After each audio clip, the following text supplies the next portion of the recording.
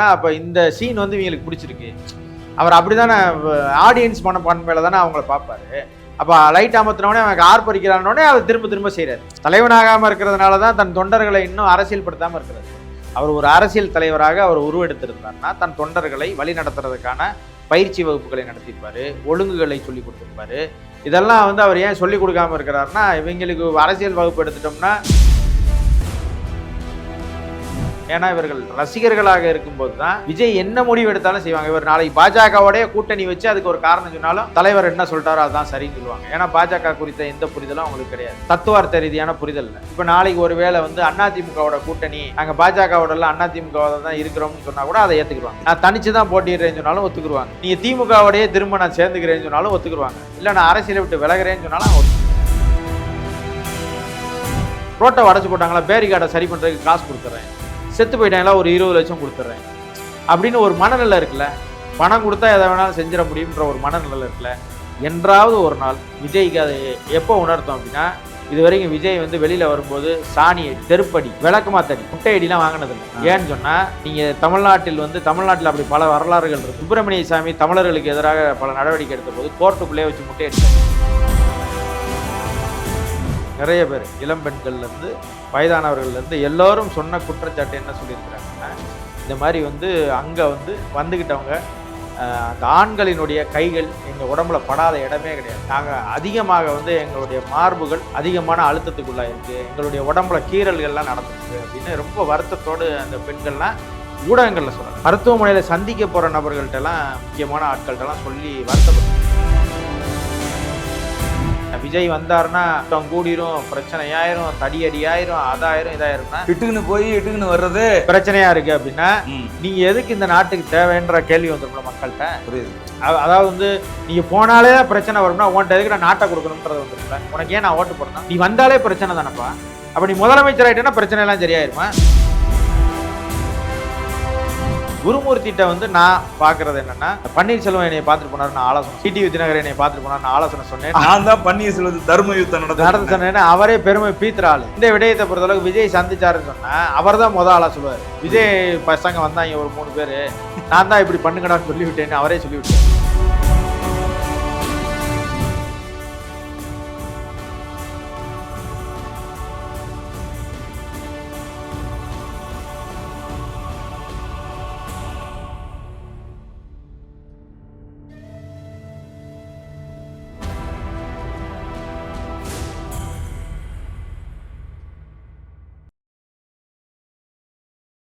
உலகம் முழுவதும் பரவி வாழுகிற தாய் தமிழ் உறவுகள் அனைவருக்கும் வணக்கம்.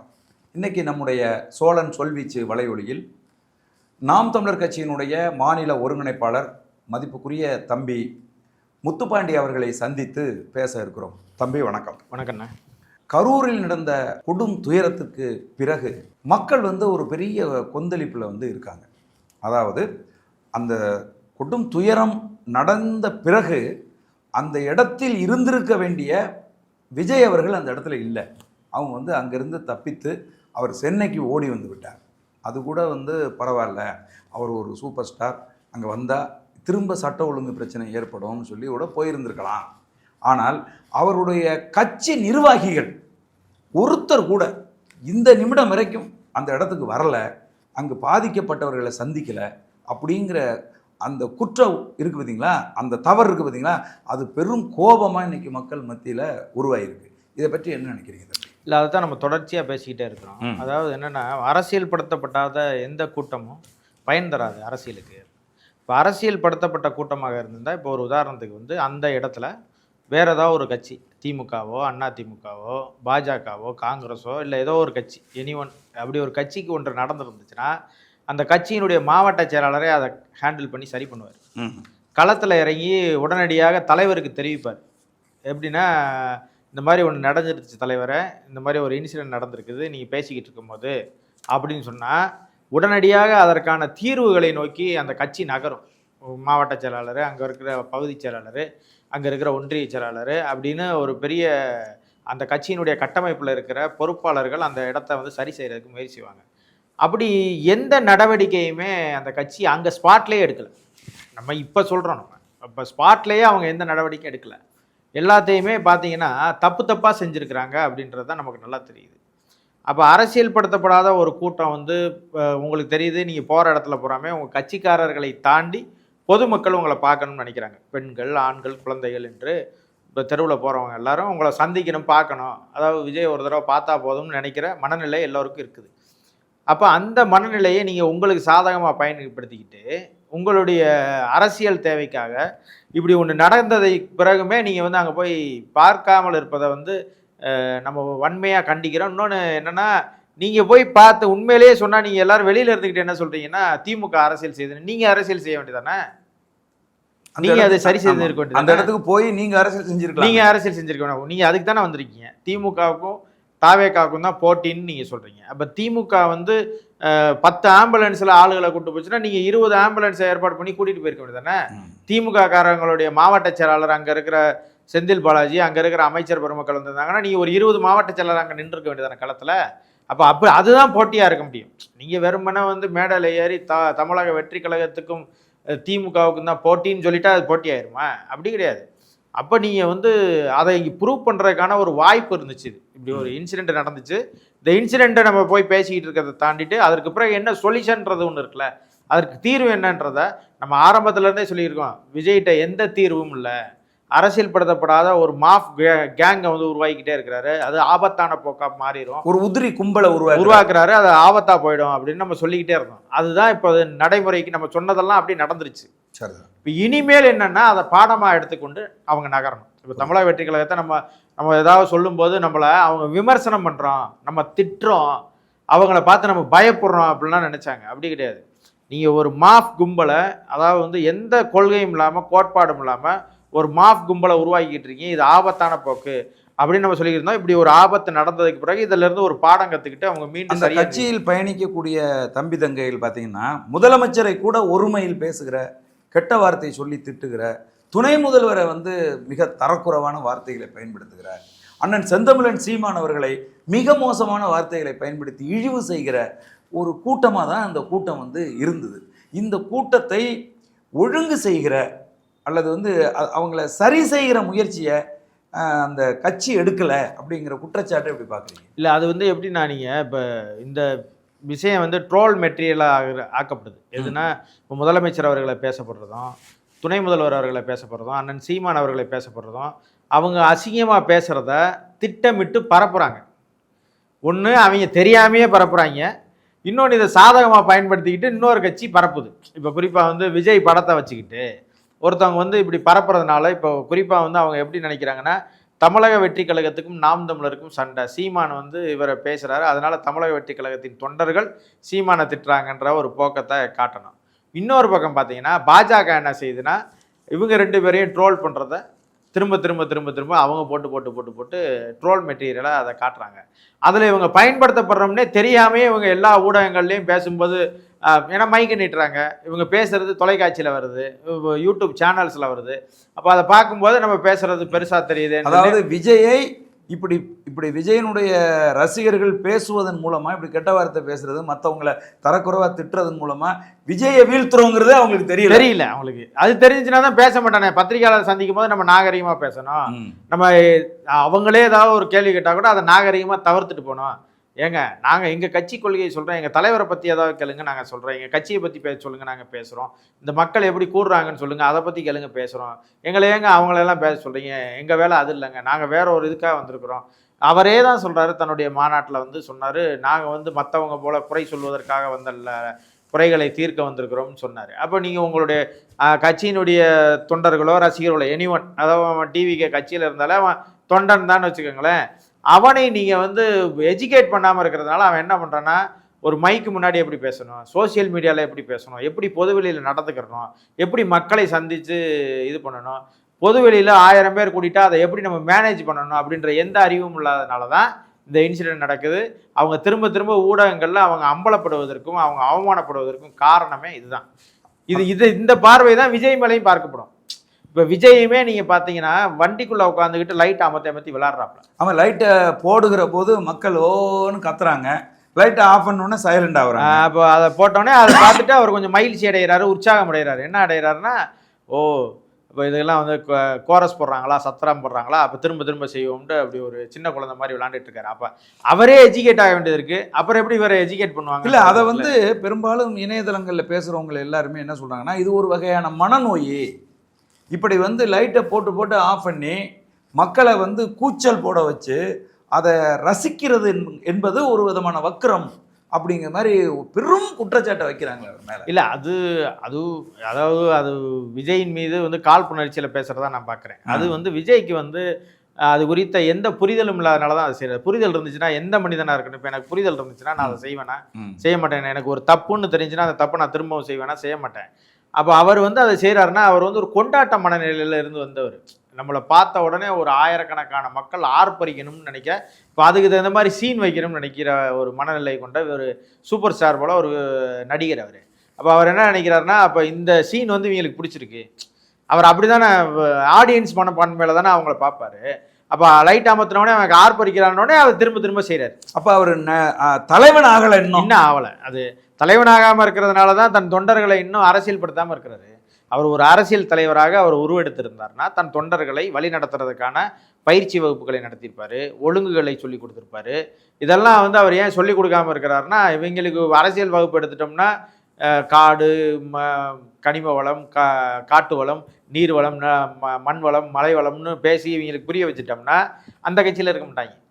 யாரு வந்து சிறப்பான கொள்கைகளை பேசுறாங்களோ அங்க போயிருவாங்க. அண்ணன் செந்தமிழன் சீமானை நோக்கி போயிருவாங்க. இப்ப நீங்க வந்து ஊழல் லஞ்சத்துக்கு நம்ம எதிராக இருக்கோம்னு சொன்னோம்னா அப்ப திமுகவும் ஊழல், அண்ணா திமுகவும் ஊழல், அப்ப இந்த ரெண்டு கட்சியும் வேணாம், அப்ப வேற என்ன கட்சி இருக்குது, அப்ப ஊழல் செய்யாத ஒரு கட்சி இருக்கு அப்படின்னா அது நாம் தமிழர் தான் இருக்கு, அப்ப அந்த பக்கம் போவோம்னு சொல்லுவாங்க. இப்ப நீங்க எந்த புரிதலும் இல்லாத வச்சிருக்கீங்கன்னா அப்ப விஜய் என்ன முடிவு எடுத்தாலும் சரின்னு சொல்ற இடத்துக்கு அந்த இளைஞர்கள் நகருவாங்க.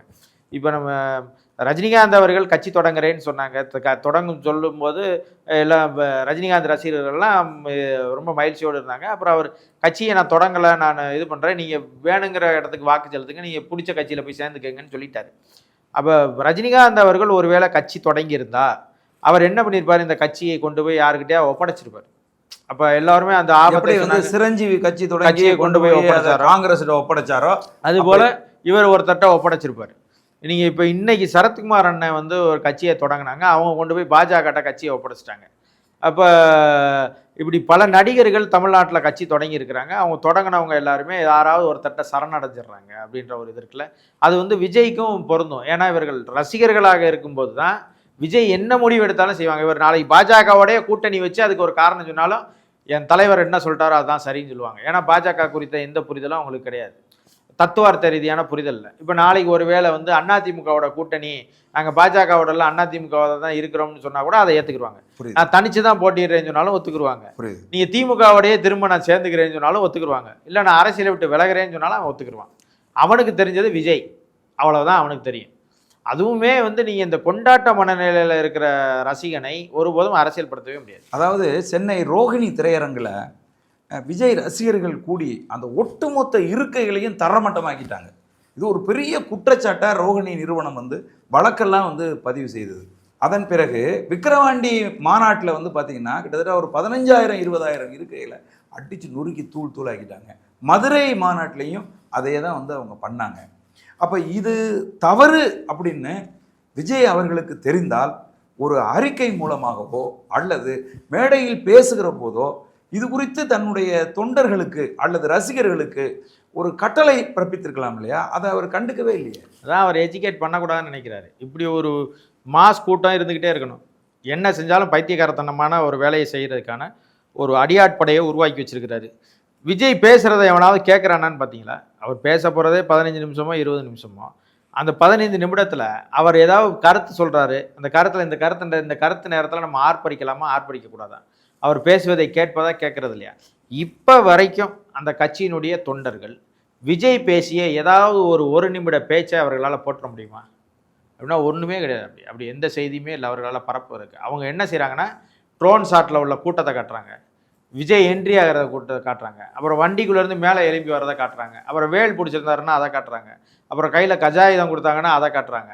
இதைத்தான் அவங்க பரப்ப முடியுதே தவிர விஜய் எப்பவும் இன்னமும் சினிமா படத்தினுடைய கதாநாயகனாக ப்ரொஜெக்ட் பண்ணுற வேலையை தான் அந்த தாவேகாவினுடைய ஐடி வங்கும் செய்தே தவிர ஒரு படத்தோட ட்ரெய்லர் மாதிரி அப்போ உடனே அப்படி பார்த்தோன்னே அப்படி உடனே ஒரு ஒரு உற்சாகம் பிறக்கும்ல, அந்த உற்சாகத்தை தான் ஏற்படுத்துதே தவிர எந்த அரசியல் கருத்தும் இதுவரைக்கும் விஜய் மேடைகளில் பேசப்படலை, விஜயும் பேசப்படலை. அதுதான் இப்போ பிரச்சனை. அதாவது மாநில காவல்துறை எந்த ஒரு அரசியல் கட்சி ஒரு நிகழ்வை முன்னெடுத்தாலும் சில நிபந்தனைகளை கொடுக்கும். அந்த நிபந்தனைகளை மீறுகிற போது உடனே வந்து வழக்கு போடுவாங்க அவங்க மேலே. காவல்துறை சொல்லுது, விஜய் இதுவரைக்கும் நடத்தின எல்லா நிகழ்வுகளுமே விதிமீறல்களை செஞ்சுருக்காரு, நாங்கள் கொடுத்த எந்த நிபந்தனையும் அவர் பின்பற்றலை அப்படின்னு சொல்லியிருக்காங்க. ஏன் தமிழக அரசு நடவடிக்கை எடுக்கலை? இல்லை, அதாவது அதுக்கு 2 விஷயமா பார்க்குது. ஒன்று வந்து விஜய் மேலே வந்து அவங்க ஏதாவது நடவடிக்கை எடுத்து ஏதாவது ஒன்று செஞ்சு வழக்கு பதிவு செய்து யாரையாவது கைது செய்தாங்க அப்படின்னா உடனடியாக அது என்ன செய்வாங்கன்னா விஜயை பார்த்து வந்து திமுக பயப்படுதுன்னு பரப்புவாங்க அவங்க. சரி.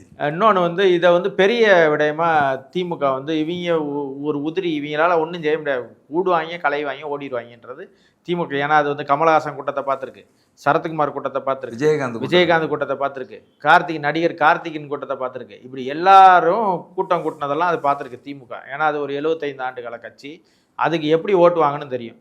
இந்த இவ்வளோ பேர் விசில் அடிச்சு வந்தான்ல, அவனுக்கு வந்து சரக்கும் சாப்பாடும் போட்டு கையில் 1000 ரூபா கொடுத்தா அவன் விஜய்க்கு ஓட்டு போட மாட்டான், அங்கே ஓட்டு போயிடுவான். புரியுது. அப்படின்னா அவங்களுக்கு தெரியும். பெண்கள் இருக்காங்கன்னா பெண்கள்கிட்ட இருந்து ஓட்டை எப்படி பர்ச்சேஸ் பண்ணணும்னு அவனுக்கு தெரியும். இப்போ ஒரு ஊருக்குள்ளே இருக்கிறாங்கன்னா ஒரு 500 வீடு இருக்கிறாங்கன்னா 500 வீட்டில் 1000 ஓட்டு இருக்குன்னா அந்த 1000 ஓட்டை எப்படி அவன் கேதர் பண்ணணும், எது திமுக ஓட்டு எது அண்ணா திமுக ஓட்டுன்னு அவனுக்கு பின் பாயிண்டாக தெரியும். நீங்கள் போய் கத்துறதுனாலையோ கூச்சல் போடுறதுனால இனிமேல் விஜயின் ரசிகர்கள் எங்கேயாவது எந்த மக்கள்கிட்டையாவது போய் ஓட்டு கட்ட முடியும்னு நினைக்கிறீங்களா? அது சரி. அப்போ அவனுக்கு தெரியும் இவங்க இவ்வளோ கேவலமாக நடந்துக்கிறாங்க, இவங்களுக்கெல்லாம் ஓட்டு போடணுமா, இவங்க வரணுமா அப்படின்ற ஒரு மனநிலை எல்லோருக்குமே வந்துருச்சு. ஏற்கனவே அப்படி இருந்துச்சு, அதை ப்ரூவ் பண்ணிட்டாங்க. கொஞ்சம் ஒரு ஆசிலேஷன் பண்ணி சரி ஒரு தடவை வர்றாப்புல இந்த தடவை போட்டு பார்ப்போம்னு நினச்சவன் கூட இந்த தடவை போட மாட்டான். அந்த மாதிரியான ஒரு உளவியல் தாக்கம் வந்து இந்த சம்பவத்துக்கு பிறகு நடந்துருச்சு அப்படி தான் நம்ம பார்க்குறோம். அதனால் திமுக இதை வந்து எப்படின்னா விஜய் ஒரு பெரிய நடவடிக்கை எடுக்கிறதுனால அது என்னென்னா பேசு பொருளாக மாறும், அதை போய் தன்னுடைய பிரச்சாரத்துக்கு யுக்தியை அவர் பயன்படுத்துவார் அப்படின்றதுனால கண்டும் காணாமல் விட்டுட்டு போகிறாங்க. இப்போ நம்மளே இருக்கிறோம், நம்மக்கிட்ட வந்து சில விதிமுறைகள் அவங்களுக்கே தெரியும். ஃப்ளெக்ஸ் வைக்காதீங்கன்னு சொல்லுவாங்க. எங்கள் ஆர்ப்பாட்டம் நடத்தினா ஃப்ளெக்ஸ் வைக்கலைன்னா எப்படிங்க தெரியும், அதனால் ஃப்ளெக்ஸ் வைப்போங்கன்னு நம்ம சொல்லுவோம். இருக்கைகளை வந்து குறைச்சி போடுங்கன்னு சொல்லுவாங்க. இல்லை ஒரு சில நேரத்தில் இருக்கைகள் கொடுக்க மாட்டாங்க, இருக்கைகள் இல்லாமல் நீங்கள் நடத்திக்கிங்கன்னு சொல்லுவாங்க. அந்த நேரத்தில் நம்ம இருக்கைகள் போட்டு நடத்துவோம். ஆமாம்.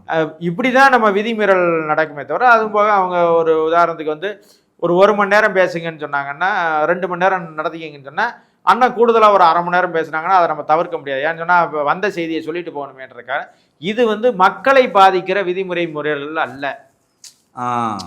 இது யாரையும் மக்களை தொந்தரவு பண்றதோ மீறல் அப்படிங்கிறது ரெண்டா பார்க்கணும். மக்களை பாதிக்கிறது மக்களுக்கு பாதிப்பு இல்லாதது. இதனால அரசாங்கத்துக்கு பாதிப்பு வருமானா வரும். ஏன்னா அரசினுடைய நடவடிக்கைகளை நம்ம விமர்சனம் செஞ்சு பேசுவோம், அது வந்து அவங்களுக்கு நெருக்கடியா இருக்கும். யாருக்குன்னா காவல்துறைக்கு மேலிடத்துல இருந்து அழுத்தம் அனுமதிச்சு உடனே சீக்கிரமா முடிக்க சொல்லுங்க அப்படின்னு நம்ம பேசிக்கிட்டு போது மைக்கை வந்து சார் ஆஃப் பண்ணுங்க சார், மேலிடத்துல இருந்து பிரஷர் சார் அப்படிலாம் சொல்லுவாங்க. இது வந்து மக்களை பாதிக்காது, மக்களை நம்ம தொந்தரவு செய்யற விஷயமா இருக்காது. நம்ம மேடையை மறைச்சிக்கிட்டு எவனையும் கடை நடத்த விடாமல் கடைக்காரங்க மேலெல்லாம் மேலெல்லாம் ஏறி நின்றுக்கிட்டு டாப்பில் ஏறி நின்று கத்திக்கிட்டு குதிச்சுக்கிட்டு அந்த வேலையை வந்து நம்ம கட்சியும் இல்லை எந்த கட்சியும் செய்யாது. இப்போ அதிமுக நடத்துதா அது செய்யாது, பாஜக நடத்துதா செய்யாது, காங்கிரஸ் நடத்துதா அது செய்யாது.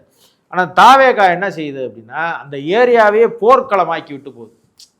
தமிழக வெற்றி கழகத்துக்கு வருகிற தொண்டர்களோ இல்லை ரசிகர்களோ இல்லை அவரை பார்க்க வருகிற வேடிக்கை பார்க்குற கூட்டமோ ஏதோ ஒன்று, நீங்கள் எப்போவுமே ஒன்று நினச்சிக்கோங்க, இந்த மாஸ் கும்பலில் வந்து பல விஷயமா இருப்பாங்க. ஒன்று பிப்பாக்கெட் அடிக்கிறவன் வருவான், பெண்களோடு சிலிமிசம் பண்ணுறவன் வருவான், அதே போல் வந்து திருடிட்டு போகிறதுக்கு வருவான். திருடிட்டு போகிறதுனா கலவரத்தின் மூலமாக பொருட்களை கொள்ளையடிக்கிறது. இப்படியான விடயங்களோடு சேர்ற கூட்டம் வந்து இந்த மாஸ் கும்பலுக்குள்ளே இருந்துக்கிட்டே இருக்கும். அது எல்லாம் இங்கே இல்லை, எந்த மாஸ் கும்பலாக இருந்தாலும். ஏன்னா இப்போ ஒரு 100 பேர் சேர்ந்து ஒருத்தன் சேரை உடைச்சான்னா மீதி 99 பேரும் உடைப்பான், ஒருத்தன் கத்துனானா மீதி 99 பேரும் கத்துவான். ஏன்னா அவனுக்கு எதுவும் தெரியாது, எதை கத்துறாங்க மேலே நம்மளும் கத்துவோம்டான், சேரை உடைச்சோடனே நானும் உடைக்கிறேன்டான்னு உடைப்பான். அப்போ அந்த மாஸ் கும்பலுக்கு எதுவுமே தெரியாது.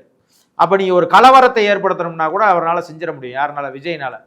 இப்போ நான் ஒரு 1/2 மணி நேரம் டைம் தரேன், கரூரில் ஒரு கடை கூட இருக்கக்கூடாதுன்னு சொன்னார்னு வச்சுக்கோங்க, சொல்லி முடிச்சுட்டு வைக்கிற கரூரையே நாசம் பண்ணிட்டு வந்துடுவாங்க. புரியுது? அப்போ அப்படியான விடயங்கள் வந்து இந்த ரசிகர் கூட்டம் இல்லை, வெறி பிடித்த மனிதர்களாக இருக்கிறாங்க. ரசிகர்கள்ன்றதை கூட விட்டுருங்க, எந்த நடிகருக்கு ரசிகர்கள் இல்லை? அதானே, அஜித்துக்கு இல்லையா, ரஜினிகாந்துக்கு இல்லையா, கமலஹாசனுக்கு இல்லையா, எந்த நடிகருக்கு ரசிகர்கள் தனுஷ் கூட தான் இருக்கு இருக்காங்க. அப்போ அவங்கெல்லாம் இப்படி செஞ்சுட்டு இருக்காங்களா? தனுஷ் இட்லி கடை படத்துக்கு கூட்டம் குடிச்சு எவன் சேரை உடைச்சான், எவன் நாற்காலியை உடைச்சான். தனுஷ் படம் ரிலீஸ் ஆகிட்டு தான் இருக்குது, சிம்பு படம் ரிலீஸ் ஆகிட்டு தான் இருக்குது, அஜித் படம் ரிலீஸ் ஆகிட்டு தான் இருக்குது. இருக்கிற ரோஹிணி தேட்டரில் உள்ள நாற்காலியெல்லாம் உடச்சி போடுறானே, எவனா உடச்சி போடுறானே கிடையாது. அப்போ நீங்கள் வந்து என்னென்னா இப்படி ஒரு கும்பல் இருக்கணும். அந்த உடச்சி போட்டவொடனே நான் அந்த காசை கொடுத்து நான் சரி பண்ணிக்கிறேன். ரோட்டை உடச்சி போட்டாங்களா, பேரிகார்டை சரி பண்ணுறதுக்கு காசு கொடுத்துட்றேன். செத்து போயிட்டாங்களா, ஒரு 20 லட்சம் கொடுத்துட்றேன் அப்படின்னு ஒரு மனநிலை இருக்குல்ல. பணம் கொடுத்தா எதை வேணாலும் செஞ்சிட முடியுன்ற ஒரு மனநிலை இருக்குல்ல. என்றாவது ஒரு நாள் விஜய்க்கு அதை எப்போ உணர்த்தோம் அப்படின்னா, இது வரைக்கும் விஜய் வந்து வெளியில் வரும்போது சாணி அடி, செருப்படி, முட்டை அடி, விளக்கமாத்தடி, முட்டை அடிலாம் வாங்கினதில்லை. ஏன்னு சொன்னால் நீங்கள் தமிழ்நாட்டில் அப்படி பல வரலாறுகள் இருந்திருக்கு. இப்போ நீங்கள் வந்து சுப்பிரமணிய சாமி தமிழர்களுக்கு எதிராக பல நடவடிக்கை எடுத்த போது கோர்ட்டுக்குள்ளே வச்சு முட்டை அடித்தாங்க, முட்டையும் தக்காளியும் அடித்தாங்க. இது போல் வந்து பல விடயங்கள் நடந்திருக்குது. அதுபோல் ஒரு அரசியல் கட்சி தலைவர் தவறான நடவடிக்கையில் ஈடுபடும் போது இப்படி வந்து யாராவது ஒருத்தன் ப. சிதம்பரத்து மேலே செருப்பு வீசப்பட்டிருக்குது, கருணாநிதி மேலே செருப்பு வீசப்பட்டிருக்குது, அன்றைக்கு இருந்த ஈவேரா மேலே செருப்பு வீசப்பட்டிருக்குது. ஏன்னா இவன் தவறான நடவடிக்கையில் ஈடுபடுறான்றப்ப கட்டாயம் செருப்பை வீசுவாங்க, இதை தக்காளியை கொண்டு அடிப்பாங்க, முட்டையை கொண்டு அடிப்பாங்க ஏதோ ஒரு வகையில். காழ்ப்புணர்ச்சி கொண்டவன் கூட அடிப்பான். இப்போ நம்ம நாம் தமிழர் கட்சியினுடைய மேடைகளில் எத்தனையோ பேர் வந்து சாராயத்தை குடிச்சிட்டு வந்து சண்டை போடுறவனா நம்ம பார்த்துருக்கோம், மேடையில் ஏறி அடிக்கிறத பார்த்துருக்கோம். ஆமாம், நம்ம நாம் தமிழர் கட்சி பிள்ளைகள் வந்து மேடையில் பேசிக்கிட்டு இருக்கும்போது, அதே போல் அண்ணன் பேசிக்கிட்டு இருக்கும்போது 4 பேர் தண்ணியை போட்டு வம்புழுக்கிறத பார்த்துருக்கோம். இப்படியான நடவடிக்கையெல்லாம் அவர் எதிர்கொண்டவர் இல்லை. அப்போ ஒரு பெரிய மாஸ் கும்பலுக்கு பின்னாடி அதை கத்த விட்டுட்டு வேடிக்கை பார்த்துட்டு இவர் நினைச்சதை பேசிட்டு வண்டியில் ஏறி போயிடுற மனநிலையில் இருக்கிறதுனால, இந்த எதிர்கொள்கிற மனப்பக்குவம் அவங்கள்ட்ட இல்லாதனால இந்த விடயத்தை அவங்களால எதிர்கொள்ள முடியாமல் திணறாங்க. அப்போ இதை பொறுத்தளவுக்கு அவங்க என்ன நினைக்கிறாங்கன்னா, எதை உடச்சி போட்டாலும் காசு கொடுக்குறதுக்கு நம்மள்ட்ட காசு இருக்குது, நம்ம தலைவர் வந்து கொடுத்துருவாரு. கொடுத்துருவாரு. ஒரு செய்தி வந்து நான் வந்து கேள்விப்பட்டு ரொம்ப மன சங்கடமா இருந்தது. விஜய்க்கு கூடுகிற கூட்டங்களில் பெண் பிள்ளைகள் மிக மோசமான பாலியல் சீண்டலுக்கு அந்த கூட்டத்துக்குள்ள உள்ளாக்கப்படுறாங்க அப்படின்னு ஒரு செய்தி கேள்வி. அது வந்து இதுவரைக்கும் நடந்த கூட்டங்கள்ல அது எதிரொலிக்கல, யாரும் அதை வெளியில சொல்லல. இந்த மரணத்தின் போது கரூர் மருத்துவமனையில அட்மிட் ஆயிட்டு இருக்க, அதாவது சிகிச்சை பெற்றுக்கிட்டு இருக்க பெண்கள் நிறைய பேர், இளம் பெண்கள்ல இருந்து வயதானவர்கள்ல இருந்து எல்லாரும் சொன்ன குற்றச்சாட்டு என்ன சொல்லியிருக்கிறாங்கன்னா, இந்த மாதிரி வந்து அங்கே வந்து வந்துக்கிட்டவங்க அந்த ஆண்களினுடைய கைகள் எங்கள் உடம்புல படாத இடமே கிடையாது. நாங்கள் அதிகமாக வந்து எங்களுடைய மார்புகள் அதிகமான அழுத்தத்துக்குள்ளே இருக்குது, எங்களுடைய உடம்புல கீறல்கள்லாம் நடந்திருக்குது அப்படின்னு ரொம்ப வருத்தத்தோடு அந்த பெண்கள்லாம் ஊடகங்களில் சொல்லலை, மருத்துவமனையில் சந்திக்க போகிற நபர்கள்ட்டெல்லாம் முக்கியமான ஆட்கள்கிட்டலாம் சொல்லி வருத்தப்பட்டு, அதாவது காம வெறியோடு அந்த பெண்களை தொந்தரவு பண்ணியிருக்காங்க பண்ணுற ஒரு கூட்டம். இந்த மாஃப் கும்பலோட அந்த கூட்டமும் இருக்கும். இப்போ நான் சொன்னது போல் அது வருத்தமும் வேதனையும் அளிக்குது. இதெல்லாம் இப்போ நான் சொல்லிக்கிட்டு வரும்போதே அதை நான் சொன்னேன் உங்களுக்கு. பிப்பாயிட்டு அடிக்கிறவன் வருவான், திருடுறவன் வருவான், கலவரம் செய்கிறவன் வருவான், பெண்கள்கிட்ட சிலிமிசம் பண்ணுறவன் வருவான்றதை நான் அதை நாசுக்காக சொன்னேன். நீங்கள் அதை வெளிப்படையாக கேட்டீங்க. இதுதான் இப்போ இந்த இன்சிடென்ட்டுக்கு பிறகாக பாதிக்கப்பட்ட பெண்கள் வந்து வருத்தப்படுறது இருக்குல்ல, அந்த வருத்தத்தை வந்து இந்த முறை பதிவு செஞ்சிருக்காங்க. ஆனால் ஊடகங்களில் பதிவு செய்ய முடியாது. என்ன கேட்குறேன், இந்த விஜய் அவர்கள் இந்த மாதிரியான சம்பவங்கள்லாம் தன்னுடைய கூட்டத்தில் நடக்குது அப்படின்னு வேதனைப்பட்டு இது வெக்கப்பட்டு இதுக்கெல்லாம் உரிய நடவடிக்கைகள் எடுப்பாரா?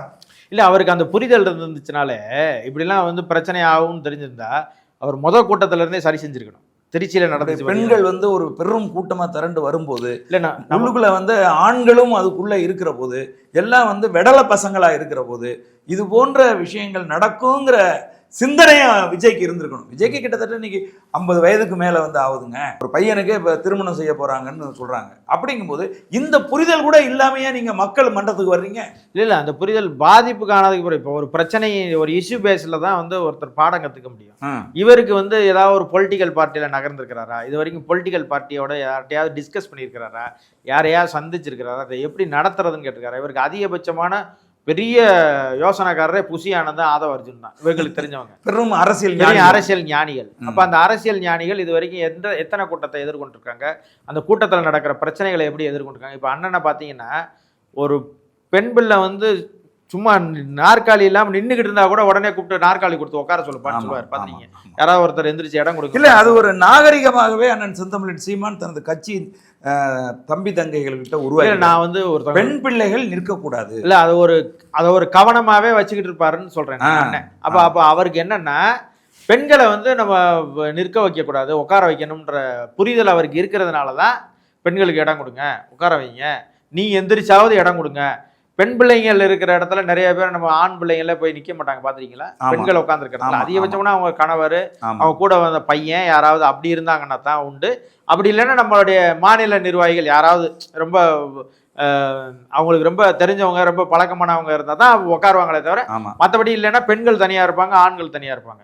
இது நமக்கு மட்டும் இல்லை, எல்லா கட்சியிலையுமே இருக்குது. திமுகவை எடுத்துக்கிட்டாலும் சரி, அண்ணா திமுக எடுத்துக்கிட்டாலும் சரி, இது மாதிரியான பிரச்சனைகள் இது வரைக்கும் வந்ததில்லை. இப்போ அங்கொன்று இங்கொன்றுமா, இப்போ திமுக கூட்டத்தில் நம்ம அதை விமர்சனத்துக்காக கூட சொல்லியிருக்கோம். கனிமொழி கலந்துக்கிட்ட கூட்டத்தில் வந்து பெண் போலீஸையே பாலியல் சீண்டல் பண்ணிட்டாங்க அப்படின்னு அங்கொன்று இங்கொன்றுமாக நடந்திருக்குது. ஆனால் இவ்வளவு பெரிய மாஸ் கும்பலுக்குள்ள இப்படியான ஒரு பிரச்சனை நடக்கிறத இனிமேல் அவங்க கவனத்தில் எடுத்துக்கணும். புரியுது. இப்படி வந்து தன்னை பார்க்க வருகிற கூட்டத்தில் இருக்கக்கூடிய பெண்களுக்கு பாலியல் சீண்டல்கள் வந்து ஏற்படுத்துறாங்கங்கிற இந்த குற்றச்சாட்டை முதன்மை குற்றச்சாட்டா தமிழக வெற்றி கழகம் கருதணும் அப்படின்னு நான் வந்து நினைக்கிறேன். உண்மை. ஏன்னா அவங்க சொல்றாங்க, எனக்கு தெரிஞ்சு ஆண்களை விட பெண் ரசிகர்கள் தான் விஜய்க்கு அதிகம். அதாவது ஆண்கள் விரும்புவதை விட பெண்கள் தான் நிறைய பேர் வந்து விஜயை விரும்புறாங்க அப்படின்றது எல்லாருக்கும் தெரியும். அப்போ அந்த பெண்கள் வந்து எப்படியாவது ஒரு தடவையா விஜயை பார்த்துட்டோம். நமக்கு ஒரு குரல் பதிவு கூட இப்போ நேற்று வந்து வைரல் ஆச்சு. அதாவது வந்து அவங்க மனைவியும் தன்னோட குழந்தையோடையும் வந்திருக்கிறாங்க. கூட்ட நெரிசலை பார்த்து கணவர் வந்து குரல் பதிவு வைக்கிறாரு வாட்ஸ்அப்பில். ஏம்மா கூட்டமாக இருக்குமா, நீங்கள் வந்துருங்கம்மா, ரொம்ப நெரிசலாக இருக்கும் போல் வந்துருங்கம்மான்னு சொல்கிறாரு. அதுக்கு அவங்க சொல்கிறாங்க, அம்மா மாமா நீங்கள் பேசாமல் இருங்க, நான் பாப்பாவை கூட்டிகிட்டு வந்துடுவேன்னு சொல்லி அந்த பொண்ணு குரல் பதிவு வச்சிருக்கு. ஆனால் போகலை. 2 பேரும், பாப்பாவும் இறந்துருச்சு, மனைவியும் இறந்துட்டாங்க. அவர் அழுது கதறாரு. இதில் இன்னொரு சம்பவம் நான் சொல்ல விரும்புகிறேன். அண்ணன் செந்தமிழன் சீமானோடு இளைஞர்கள்லாம் சண்டை போட்டாங்க அப்படின்றது பாலிமர் டிவியில் வந்து ஒரு செய்தியை போட்டாங்க. 2 பேருக்கும் ஏதோ தள்ளுமுள்ளு. அவன் அந்த பையன் கூட வந்து நீங்கள் உள்ளே போய் என்னையா பண்ண போகிறீங்க, என்ன மயிரை பிடுங்க போகிறீங்களான்னு, அங்கே என்ன கண்காட்சியாக நடக்குது அப்படின்ற மாதிரி கேட்டான்றதை வந்து செய்தியாக போட்டாங்க. அது சும்மா இப்படி ஃப்ராக்சர் ஆஃப் செகண்ட்ஸில் போயிடுச்சு. அங்கே நடந்த சம்பவம் என்னென்னா, அந்த பையன் ஏன் கோவப்பட்டு சொன்னான்னா, நாள் இரவுல இருந்து அந்த பசங்க எல்லாருமே நின்றுட்டு இருந்திருக்காங்க. எதுக்குன்னா, ஒரு 2 பேர் வந்து காதலிச்சிருக்கிறாங்க. ஒரு 2 ஒரு பொண்ணும் ஒரு பையனும் காதலிச்சிருக்கிறாங்க. அவங்க 2 பேர் குடும்பத்திலையுமே பிரச்சனை. அதாவது வந்து காதலை ஏற்றுக்கல. இப்போதான் அந்த காதலை ஏற்றுக்கிட்டு 2 பேரும் ஒத்துக்கிட்டு 3 மாதத்துல திருமணம் வச்சுக்கிறோம்னு 2 குடும்பமும் ஒத்துக்கிட்டு திருமணத்துக்கு ஒத்துக்கிட்டு இருக்காங்க. அதாவது நிச்சயதார்த்தம் பண்ணிட்டாங்க. ஆமாம், இப்போ இதாயிருச்சு. இன்னும் 3 மாதத்துல திருமணம்னு உறுதி செய்யப்பட்டிருக்கு. இப்போ அந்த பொண்ணும் அந்த பையனும் 2 பேருமே விஜயை பார்க்கணும்னு வந்திருக்கிறாங்க. வந்தா 2 பேரும் செத்து போயிட்டாங்க. இந்த சம்பவத்துல இதுல அந்த பொண்ணுடைய சடலத்தை கொடுத்துட்டாங்க. இந்த பையனோட சடலத்தை கொடுக்க மாட்டாங்க, பிரேத பரிசோதனை செஞ்சு கொடுக்கல அப்படின்றதான் இந்த இளைஞர்களுடைய ஆதங்கம். அதை வந்து அவங்க எப்படி வெளிப்படுத்துறது தெரியாம, ஏங்க நாங்கள் நேரத்துல இருந்து நின்று இருக்கோம், வந்தவனே அவங்களெல்லாம் விடுவீங்களா அப்படின்னு சொல்லி, அதாவது அண்ணன் வந்த உடனே கதவை திறந்து விட்டுட்டாங்க, போலீஸ் உள்ள விடுறாங்க. ஒரு அரசியல் பையங்களை விடல அப்படின்னோடனே, ஏன்னா எங்களுக்கு சடலம் கொடுக்க மாட்டீங்க, நாங்கள் நேரத்துல இருந்து காத்திருக்கோம், அந்த சடலத்தை கொடுத்துட்டு எல்லா சடலத்தையும் கொடுத்துருக்கேன், என்னுடைய நண்பனுடைய சடலத்தை கொடுக்கலையன்ற அந்த கோவத்தில் ஆரம்பித்துட்டேன். அப்போ வந்து அண்ணன் உள்ள போகும்போது இந்த பையன் என்ன சொல்றான்னா, நான் அண்ணன்கிட்ட சொல்லி அந்த சடலத்தை சீக்கிரம் கொடுக்க சொல்லுங்கன்னு சொல்றதுக்காக நான் போனேன். கட்சிக்காரங்கள்லாம் வந்து நான் தாவேகா கட்சிக்காரனாக்கும்னு நினைச்சிட்டு என்னை தள்ளி விட்டுட்டு என்னை இது பண்ணிட்டாங்க, பாதுகாப்பு கருதி, அண்ணன் பாதுகாப்பு கருதி அப்படின்னு சொல்லிட்டு, அதனாலதான் கோவப்பட்டு திட்டேன்னு சொல்லி அவங்க சொல்லிடுறாங்க. நம்ம கட்சிக்காரங்க திரும்ப என்னப்பா பிரச்சனை, ஏன்பா சண்டைக்கு போற அப்படின்னு கேட்கும்போது அந்த பையன் அழுது, இந்த மாதிரி சண்டைக்கெல்லாம் போலன்னா நான் அண்ணன்கிட்ட சொல்லி இந்த செய்தியை சொல்லணும் அப்படின்றக்காக தான் நான் வந்து சொன்னேன் அப்படின்னா, சரிப்பா நான் அண்ணன்கிட்ட தகவல் சொல்றேன்னு சொல்லியிருக்காங்க. அண்ணன் உள்ள போய் மருத்துவர்களை சந்திச்சு அந்த பையனுடைய பேரை சொல்லி இந்த மாதிரி எல்லாம் தயாராகிட்டு இருக்கு, நீங்க போயிட்டு வர்றதுக்குள்ள வந்துரும் சொல்லியிருக்காங்க. அண்ணன் உள்ள போய் எல்லாத்தையும் பார்த்துட்டு அண்ணன் வெளில வரும்போது அந்த சடலம் வெளியில கொடுக்கப்பட்டுச்சு, பிரேதத்தை. அதாவது அண்ணன் செந்தமிழன் சீமான் மருத்துவர்களை சந்தித்து இந்த வெளியில நிற்கிற தம்பிங்களுடைய கோரிக்கையை முன் வச்சு சொன்ன உடனே அவங்க இந்த தயாராகிட்டு இருக்குங்க ஐயா, நீங்க போயிட்டு வாங்க, அதுக்குள்ள நாங்க அனுப்பிடுவோம்னு சொல்லிட்டு அண்ணன் வெளியில வரும்போது அந்த சடலமும் வந்துருச்சு. சடலத்தை கொடுத்துட்டாங்க. இந்த சடலம் வெளியில வந்ததுக்கு பிறகு பாத்தீங்கன்னா, இந்த சத்தம் போட்டாங்கன்னு சொன்னாங்கல்ல, அண்ணனை சந்திச்ச உடனே ஓன்னு அழுதுருக்குறாங்க. அப்புறம் அண்ணன் கூப்பிட்டு எல்லாத்துக்கும் ஆறுதல் சொல்லி இருங்கன்னு சொல்லிட்டு, அப்புறம் செய்தியெல்லாம் தெரிஞ்சுக்கிட்டு அண்ணன் சடலத்துக்கு மரியாதை எல்லாம் செஞ்சு, அதுதான் கடைசியாக நம்ம ஐடிவிங்ல இருந்து அந்த ஒரு போட்டோ வந்திருக்கும். அது அந்த பையன், அந்த இறந்த பையனுடைய புகைப்படம் தான். இப்படி வந்து ஒரு மரணத்துக்குள்ளேயும் ஒரு கதை இருக்கு. இந்த 41 பேர் இறந்துருக்காங்க இல்லையா, ஒவ்வொருடைய இறப்புலையும் ஒவ்வொரு குடும்பத்திலையும் ஒவ்வொரு கதை இருக்கு. இதில் வந்து ஈரோடு பவானியை சேர்ந்தவன் ஒருத்தர் இறந்துருக்கிறான், ஆ, திருநெல்வேலியை சேர்ந்தவன் ஒருத்தர் இறந்துருக்கிறான், அடடடா. சேலம் மேட்டூரை சேர்ந்தவன் ஒருத்தர் இறந்துருக்கிறான். இப்போ நம்ம சொன்னோம் எல்லா மாவட்டங்கள்ல இருந்து கூட்டப்படுது அப்படின்னு சொன்னோம். ஆமா. ஆ, கரூரில் இருக்கிற மக்கள் மட்டும் வந்து சந்திக்கல. இப்போ திருச்சியிலன்னா திருச்சியில் இருக்கிறவங்க மட்டும் வந்து அவரை வந்து பார்க்கல. எல்லா மாவட்டங்கள்லும் அருகாமையில் இருக்கிற மாவட்டங்கள்லையும் இருந்து மாவட்ட செயலாளர்களை ஆட்களை கூட்டிட்டு வந்து சேர்க்குறாங்க அப்படின்னு நம்ம சொன்னோம். ம். இப்போ பவானியில் இருக்கிறவனுக்கு இங்கே என்ன வேலை? அது சரி. விஜயை பார்க்கறதுக்கு. விஜய் திருநெல்வேலியில பவானிக்கு வருவார்ல, ஆமா, திருநெல்வேலியில இருக்கிறவனுக்கு என்ன வேலை? பவானிக்கு வருவார்ல, ஈரோட்டுக்கு வருவார்ல பிரச்சாரத்துக்கு, அப்ப அங்கே பார்க்க வேண்டியதானே? ம். மேட்டூர்ல சேலம் மேட்டூர்ல இருந்து இங்கே ஏன் வரணும்? அப்போ நீங்க என்னென்ன அழைத்து வரப்பட்டிருக்கீங்க அப்படின்றது இதுல வந்து தெரியுது. இதுல வந்து நம்ம பேசப்பட வேண்டியது என்ன அப்படின்னு பார்த்தீங்கன்னா, ரொம்ப மிக முக்கியமா பேசப்பட வேண்டியது இந்த குழந்தைகளும் பெண்களும். அவங்க திரும்ப திரும்ப அறிக்கை போட்டுக்கிட்டு தான் இருக்காங்க. யார் விஜய் தரப்புல இருந்து அறிக்கை போட்டுக்கிட்டு தான் இருக்கிறாங்க. யாரும் வந்து வராதீங்க, கர்ப்பிணி பெண்கள் வராதீங்க, பெண்கள் வராதீங்க, குழந்தைகள் வராதீங்கன்னு அவங்க அறிக்கை போட்டுக்கிட்டு தான் இருக்காங்க. இருந்தாலும் பெண்களுக்கு விஜயை சந்திக்கணும், பார்க்கணுன்ற ஒரு ஆவல் இருக்குது. அப்போ நீங்கள் என்ன செஞ்சுருக்கணும் அப்படின்னா, நேரத்துக்கு வந்திருக்கணும் ஒன்று. ரெண்டாவது என்னென்னா, நீங்கள் வந்து கதவை மூடிக்கிட்டு வராமல் கதவை திறந்து வைத்து லைட்டு போட்டு எல்லா முதலமைச்சர்களும் நீங்கள் பார்த்தீங்கன்னா எம்ஜிஆர்லேருந்து ஜெயலலிதாவிலேருந்து கருணாநிதியிலேருந்து அண்ணாதுரையிலிருந்து எந்த தலைவர்களாக பார்த்து கையை அசைச்சுக்கிட்டே வருவாங்க. வழிநடுகில் ஆட்கள் இருப்பாங்க, பார்த்துட்டு அவன் பாட்டுக்கு போயிடுவான். மீட்டிங் பாயிண்ட்டுக்கு வர்றவன் யாருன்னா விஜயனுடைய பேச்சை கேட்க வர்றவன் வருவான். ஆமா, எம்ஜிஆரோட பேச்சை கேட்கணும்னு நினைக்கிறவன் தான் அங்கே நிற்பான். தொண்டர்கள் வந்து நிற்பான். பொதுமக்கள் அந்த இடத்துக்கு கூடியிருக்க மாட்டான். அப்போ பொதுமக்களை நீங்கள் என்ன பண்ணியிருக்கணும்னா, இங்கேருந்து போகும்போதே கையை காமிச்சிக்கிட்டே போயிருந்தீங்கன்னா உறுதியாக இந்த நெருக்கடி இல்லாமல் இருந்திருக்கும்னு ஒன்று. ஆனால் விஜய் என்ன நினைக்கிறாருன்னா, நம்ம மாசு குறைஞ்சிரும், அதாவது வந்து கூட்டம் இல்லாமல் இருந்ததா நம்மளுடைய மரியாதை என்னாச்சு அப்படின்ற ஒரு உளவியல் வந்து விஜய்க்கு இருக்கிறதுனால மாசை காட்டணும், நான் யாருன்னு தெரியுமா அப்படின்ற அவர் பேசும் தொனியே அப்படிதான் இருக்கு. அப்போ அந்த தொனியில் இருக்கிறத நேரத்துக்கு வரணும், குறித்த நேரத்தை சொல்லணும். அப்போ விஜய் வந்து நீங்கள் வந்து சரியாக 6 மணிக்கு வந்துருவாருன்னு சொன்னால் அவன் என்ன செய்வானா, 5 மணிக்கு கூடுனா போதும், விஜய் வந்து 6 மணிக்கு வருவார். இல்லை வந்து 4 மணிக்கு போனால் போதும், 6 மணிக்கு பார்த்துட்டு விஜயை பார்த்துட்டு வீட்டுக்கு போயிடலான்னு நினைப்பான். சொல்லுங்க. விஜய் வருவாருன்னு காத்திருக்கும் போது அப்போ அது என்ன ஆகுதுன்னா, இவர் 3 மணிக்கு வர்றேன்னு சொல்கிறவரை 7 மணிக்கு கூப்பிட்டு வந்தாங்கன்னா, ஏற்கனவே 3 மணின்னு நீங்கள் போடும்போது இவங்க காவல்துறையில் நீங்கள் கேட்டது 3 மணிக்கு கேட்டிருக்கீங்க. ஆனால் நீங்கள் ட்விட்டர் ஹேண்டலில் போடும்போது 12 மணின்னு போடுறீங்க. அப்போ 12 மணிக்கு விஜய் வந்துடுவாருன்னு நீங்கள் ட்விட்டரில் அறிவிக்குமா? அஃபிஷியல் ட்விட்டரில் காவல்துறையில் நீங்கள் கேட்டது உங்களுக்கும் காவல்துறைக்கு மட்டும்தான் தெரியுமே தவிர ரசிகர்களுக்கோ தொண்டர்களுக்கோ மக்களுக்கோ தெரியாது. அப்போ அஃபிஷியல் ட்விட்டரில் அறிவிக்கும் போது 12 மணின்னு நீங்கள் அறிவிக்கிறீங்க.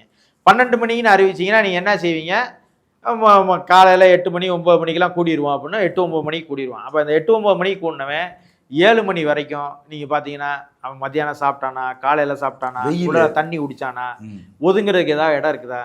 பெண்களோ ஆண்களோ சொல்கிறேன் நான், அவங்களுக்கு போகிறதுக்கு ஏதாவது இது பண்ணுறதுக்கு கழிப்பிடம் இருக்குதா?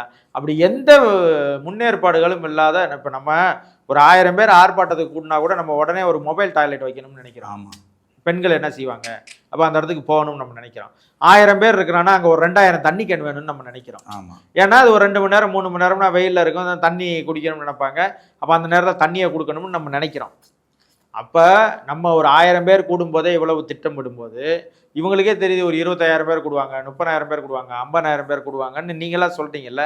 அந்த 50000 பேரை தேவைகளை பூர்த்தி செய்கிற அளவுக்கு நீங்கள் வந்து திட்டமிடுதல் இல்லைன்னா எப்படி நீங்கள் ஆட்சியை திட்டமிட்டு நடத்துவீங்க? அது சரி. நீங்கள் போகும்போதே என்ன சொல்கிறீங்க, விஜய் வந்தாருன்னா கூட்டம் கூடிரும், பிரச்சனை ஆயிரும், தடி அடி ஆயிரும், அதாயிரும் இதாயிரும்னா இட்டுக்குன்னு போய் இட்டுக்குன்னு வர்றது பிரச்சனையா இருக்கு அப்படின்னா நீங்க எதுக்கு இந்த நாட்டுக்கு தேவைன்ற கேள்வி வந்துடும்ல மக்கள்கிட்ட. புரியுது.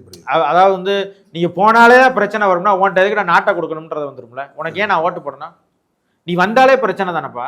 அப்ப நீ முதலமைச்சர் ஆயிட்டேன்னா பிரச்சனை எல்லாம் சரியாயிருமா? அதானே அப்படின்ற கேள்வி இருக்குல்ல. அப்ப நீ வந்தாலே பிரச்சனையாகும்னு நீ ஒரு உளவியலை கிரியேட் பண்றீங்க. ஏன் பிரச்சனை ஆகுது? நீ இந்த வேலையெல்லாம் செஞ்சிருந்தா ஏன் பிரச்சனை கிரியேட் ஆகுது? அது சரி. அந்த மனநிலை உங்கள்கிட்ட இருந்து நீங்கள் வெளியில் வரணும். இன்னும் நீங்கள் அரசியல் படுத்தப்படணும். இன்னும் நீங்கள் நிறைய கற்றுக்க வேண்டியது இருக்குது. நம்ம இதெல்லாம் சொல்லும்போது அவங்க கண்ணாப்பினாலும் பேசுனாங்க, நம்ம அதெல்லாம் ஒன்றும் பொருட்படுத்தலை. நம்ம வந்து அவங்கள்ட்ட சொல்ல வேண்டியது, அவங்களை எஜுகேட் பண்ண வேண்டியது ஒவ்வொருத்தருடைய கடமை. அவன் நம்ம தம்பி தான், சித்தப்பா மையன், பெரியப்பா மையன், அண்ணன் மையன், தம்பி மையனாக தான் இருப்பாங்க. வேற யாரும் இருக்க போகிறாங்க? புரியுது. சித்தப்பா மையன், பெரியப்பா மையன் சொந்தக்காரங்களாக தானே இருப்பாங்க. நிச்சயமா. அதாவது தம்பி, காலையிலிருந்து பரபரப்பாக ஒரு செய்தி வந்து அடிபட்டு இருக்கு. நடிகர் விஜய் ஆடிட்டர் குருமூர்த்தியை வந்து சந்தித்து பேசினார் பேசினாரா பேசலையான்னு நமக்கு தெரியாது. ஆனால் இணையதளங்கள்ல எல்லாம் அந்த பேச்சு உலாவிட்டு இருக்கு. இதை பற்றி உங்கள் கருத்து என்ன தம்பி? இல்லை, அது குருமூர்த்தியே மறுத்திருக்காப்புல. என்னை சந்திக்கலை அப்படின்னு அவரே ட்விட்டரில் போட்டிருக்கிறாரு. இது வந்து ஃபேக் நியூஸ் அப்படின்னு போட்டிருக்கிறாரு அவர். ஓகே, விஜய் தரப்புல இருந்து எந்த செய்தியும் சொல்லப்படலாம், அவங்க எதுக்குமே செய்தி சொல்ல மாட்டாங்க. ஆனால் குருமூர்த்தி அவருடைய பேர் சம்மந்தப்பட்டிருக்கிறதுனால அவர் நேரடியாக மறுத்திருக்கிறாரு. இது ஃபேக் நியூஸ்னு சொல்லியிருக்கிறாரு. குருமூர்த்திகிட்ட வந்து நான் பார்க்குறது என்னன்னா, பன்னீர்செல்வம் என்னை பார்த்துட்டு போனார், நான் ஆலோசனை சொன்னேன். டிடிவி தினகரன் என்னை பார்த்துட்டு போனார், நான் ஆலோசனை சொன்னேன். நான் தான் பன்னீர்செல்வம் தர்ம யுத்தம் நடத்த சொன்னேன்னு அவரே பெருமை பீத்துறாள். இந்த விடயத்தை பொறுத்தளவுக்கு விஜய் சந்திச்சாருன்னு சொன்னா அவர் தான் முதல் ஆளா சொல்லுவாரு. நீ புதிய தலைமுறைலாம் சொல்ல வேணாம், சரி அவரே ஏதாவது பேசும்போது சொல்லி விட்டுருவாரு. விஜய் பசங்க வந்தாங்க ஒரு 3 பேரு, நான் தான் இப்படி பண்ணுங்கடான்னு சொல்லி விட்டேன்னு அவரே சொல்லி விட்டுருவாரு. புரியுது. அதனால வந்து அவர் மறுத்திருக்கிறாரு. இல்லைன்னா அமைதியா இருப்பாரு. புரியுது. இல்லைன்னா எதுவும் சொல்லியிருக்க மாட்டாரு, மறுத்திருப்பாரு. இதுல திமுக காரங்கெல்லாம் டென்ஷன் ஆகிற என்ன சொல்றாங்கன்னா, அப்படின்னா நீ வந்து அவதூறு வழக்கு போடு அப்படின்றாங்க. அது எதுக்கு, அவங்களுக்கு என்ன இருக்குது? அதனால அவர் நேரடியாக மறுத்திருக்கிறாரு. இதை பொறுத்தளவுக்கு விஜய் தரப்புல இருந்து யாராவது போய் சந்திச்சிருந்தா கூட அவர் வந்து அந்த செய்தியை போட்டிருக்க மாட்டார். புரியுது. அப்போ அதற்கான வாய்ப்பு இல்லைன்றது தான் நமக்கு தெரியும். மாநில காவல்துறை இந்த வழக்கை விசாரிக்க கூடாது, சிபிஐ தான் விசாரிக்கணும் அப்படின்னு தாவேகா சொல்லுவதின் நோக்கம் என்ன? தமிழக வெற்றி கழகத்துக்கு தப்பா எல்லாரும் கைட் பண்றாங்கன்றதை நம்ம பார்க்குறேன். இப்போ என்னன்னா, நீங்க நம்ம போலீஸு கூட வாக்குவாதம் பண்ணுறதோ, அரசு கூட வாக்குவாதம் பண்ணுறதோ, அரசு கட்சிகள்கிட்ட நம்ம வாக்குவாதம் பண்ணுறதோ, மெட்டீரியல் இல்லாமல் கூட நம்ம பேசிடலாம், ஒரு அசம்ஷனில் கூட பேசலாம். நீதிமன்றத்துக்கு போனீங்கன்னா எல்லாத்துக்கும் ஆதாரம் கொடுக்கணும். ஆமாம், நீங்கள் சும்மா போய் எனக்கு சிபிஐ பண்ணால் ஏன் சிபிஐ கேட்குற அப்படின்னு கேட்பான். நீங்கள் அதற்கான ஆவணங்களை தாக்கல் செய்யணும். கலவரம் பண்ணிட்டானா எந்த இடத்துல கலவரம் பண்ணால் யார் பண்ணவேன்னு கேட்கணும். இது வந்து ஒரு கோமாளித்தனமாக ஆக போகுது, தமிழக வெற்றி கழகத்துக்கு பேக் ஃபயர் ஆக போகுது இது அப்படின்றது என்னுடைய பார்வை. ஏன்னா நான் பல வழக்குகளை பார்த்துருக்குறேன், எத்தனையோ சிக்கல்களை பார்த்துருக்குறேன். ஆனால் நீதிமன்றம் இதை வந்து ரொம்ப கவனமாக கையாளும். ஏன்னு சொன்னால் ஏற்கனவே விஜய் எச்சரிச்சிருக்கு, நீ வந்து உன் தொண்டர்களை எஜுகேட் பண்ணு, ஏன் பண்ண மாட்டேற அப்படின்லாம் சொல்லுங்க. அவங்க நிறைய கிளிப்பிங்ஸ்லாம் காட்டுவாங்க. இப்போ விஜயுமே நீங்கள் சொன்னீங்களா ஆரம்பத்தில், ஏன் இவங்களெல்லாம் கைது செய்யாமல் இருக்கீங்கன்னு நீதிமன்ற உத்தரவோடு கைது செய்வாங்க திமுக. ஏன்னு சொன்னால் எனக்கு தெரியாது, நீதிமன்ற உத்தரவு போட்டுச்சு அதனால கைது செஞ்சுட்டு போயிடுவாங்க. புரியுது. வழக்கு போட்டு வச்சு வெயிட் பண்ணுது. திமுக எப்போயுமே எப்படி செய்யும்னா, தன்னை நியாயப்படுத்துவதற்கு சட்ட ரீதியான நடவடிக்கைக்குள்ள போகும். எனக்கு தெரியாது, இரும்புக்கரம் கொண்டு அடக்குங்க, யார் தவறு செஞ்சாலும் அடக்கப்படுவாருங்கன்னு சொல்லும். அந்த வேலையை திமுக சரியா செய்யும். இவங்க இந்த விடயத்தை பொறுத்தளவுக்கு இவங்க சிபிஐ வழக்குன்னு இவங்க போனது வந்து நேரடியாக இவங்க போனது வந்து தவறான நடவடிக்கை. அதுல வந்து இந்த முணுமுணுத்தவங்கன்னு இருப்பாங்க, இல்லை ஊர்ல துருன்னு இருப்பாங்க, தலைவரை இப்படி செஞ்சா அப்படி செஞ்சிடலாம் அப்படி இப்படின்னு சொல்லுவாங்க. இல்லை, அதாவது எதுவுமே தெரியாமே ஆலோசனை சொல்றது. யாராவது ஒருத்தரை கூப்பிட்டு இந்த மாதிரி இருக்குது சிக்கல், இந்த சிக்கலை எப்படி அணுகிறதுன்றதை கூட உன்னால் கண்டுபிடிக்க முடியலன்னா நீ இப்படி பொலிட்டிக்கல் பார்ட்டியை நடத்துவ, புரியுது, எப்படி மக்கள் பிரச்சனையை தீர்ப்ப, மக்களுக்காக போய் எப்படி நிற்ப. நம்ம சொல்கிறோம் ஏன் மக்கள் பிரச்சனைக்கு வரமாட்டார், அவருக்கு தெரியல. அவன் கட்சிக்காரனுக்கு நடந்த இன்சிடென்ட்டையே அவரால் காப்பாற்ற முடியலன்னா அப்புறம் எப்படி மக்கள் பிரச்சனைக்கு தீர்வு சொல்லுவார்? நம்ம சொல்கிறோம் துப்புரவு தொழிலாளருக்கு ஏன் வரமாட்டேன், அதுக்கு ஏன் வந்து பரந்தூருக்கு ஏன் களத்துக்கு வர மாட்டா, இதுக்கு ஏன் களத்துக்கு வந்து என்ன செய்யறது? அவருக்கு எதுவும் தெரியாது, தெரிஞ்சாதானே செய்வார். அப்போ இதை பொறுத்தளவுக்கு இந்த வழக்கை பொறுத்தளவுக்கு தமிழக வெற்றி கழகத்துக்கு பின்னடைவை ஏற்படுத்தும்னு நான் கருதுறேன். மாநிலத்தினுடைய முதலமைச்சர் மதிப்புக்குரிய மு.க. ஸ்டாலின் அவர்கள் இந்த கரூர் கொடும் துயரம் குறித்து தவறான செய்திகளை இணையதளங்கள் பரப்பிட்டு இருக்காங்க, இது வந்து ஏற்புடையது இல்லை, அதை தயவுசெய்து எல்லாரும் நிறுத்திக்கிங்க அப்படின்னு ஒரு அறிவிப்பு கொடுத்துருக்காரு. எப்படி பார்க்குறீங்க? இல்லை, அவர் இந்த விடயத்தை பொறுத்தளவுக்கு அவர் சொல்கிறத நான் சரியாக மதிக்கிறேன். ஏன்னு சொன்னால் இப்படியான ஒரு கொடுந்துயரம் நடந்திருக்கிற நேரத்தில் எனக்கு தோணுனதெல்லாம் நான் கேமரா வச்சுக்கிட்டு நாம் அடுக்கு என்னத்தையா பேசியிருக்கக்கூடாது. புரியுது. மெட்டீரியல் வேணும், கட்டாயம் மக்களுக்கு நான் சொல்கிற செய்தி தரவு வேணும், சரியான செய்தியாக இருக்கணும். இல்லைனா அசம்ஷனில் நான் பேசுகிறேன், இது என்னுடைய கருத்தாக இருக்குது, இது என்னுடைய பார்வையாக இருக்குதுன்னு சொல்லிடலாம். ஆனால் அதை விட்டுட்டு இதுதான் நடந்துச்சு, இவர் தான் காரணம்னு நான் சொல்ல முடியாது. அப்படி சொல்கிறதா இருந்தால் நம்ம மெட்டீரியல் இருக்கணும், ஏதாவது ஒரு ஆதாரம் இருக்கணும். அது இல்லாமல் நம்ம வந்து ஒருத்தரை சார்ஜ் பண்ண முடியாது. இப்போ நம்ம தமிழக அரசின் மீது நம்ம குற்றச்சாட்டு வைக்கிறோம்னா அதுக்கு ஏதாவது சார்ஜ் இருக்கணும். புரியுது. அப்படி எந்த சார்ஜும் இல்லாமல் நம்ம எப்படி வந்து காரணம் இல்லாமல் எப்படி நம்ம அரசை குற்றச்சாட்டு சொல்ல முடியும்? அப்போ அவர் சொல்வது வந்து ஒரு வகையில் ஏற்புடையது தான். ஆனால் நான் வந்து திமுகவுக்கு சொல்லிக்கிறது, அவதூறுகளின் உச்சமே வந்து திமுக தான். தமிழ்நாட்டில் இருக்கிற அனைத்து அவதூறுகளையும் பரப்புறதே உங்கள் கட்சிக்காரங்க தான். அதனால் நீங்கள் அதை முதல்ல ஃபாலோ பண்ணுங்கள். நான் இந்த விடயத்தை சொல்லலை, உங்கள் கட்சிக்காரங்களையும் சேர்த்து ஃபாலோ பண்ணுங்கள். ஃபாலோ பண்ணி அவங்க பண்ணுற அவதூறுகளெல்லாம் கண்டிங்கன்றதை நான் தமிழகத்தினுடைய முதலமைச்சர் அவர்களுக்கு சொல்லிக்கிறேன். மிக்க மகிழ்ச்சி தம்பி, உங்களுடைய இக்கட்டான நேர சூழலில் நேரம் ஒதுக்கி சோழன் சொல்வீச்சு அரங்கத்துக்கு வந்து உங்களுடைய கருத்துக்களை பதிவு செய்தமைக்கு நன்றி தம்பி. வணக்கம். நன்றி.